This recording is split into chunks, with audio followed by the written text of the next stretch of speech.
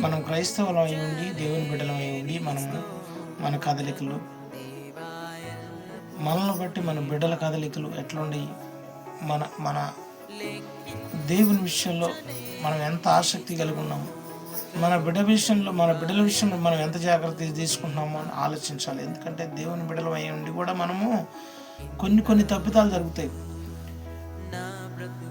ఈ మీ పిల్లల్ని మీరు గమనించండి. ఎందుకంటే దేవునికి అవమానం. యవ్వనస్తులుగా ఉండి వారు ఏదైనా క్రైస్తవులు అయి ఉండి వారు ఏదైనా తప్పు జారిపోయి ఏదన్నా ఈ లోకానుసారంగా జీవిస్తే అది దేవునికి అవమానము.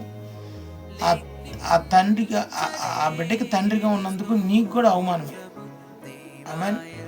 కాబట్టి వాళ్ళ కదలికలు గమనించండి. వాళ్ళు దేవుని యందు ఆసక్తి కలిగి ఉన్నారా లేదా ఆలోచన చేయండి. వాళ్ళని దేవుని వైపు తిప్పండి. ఆమేన్. ఆమేన్.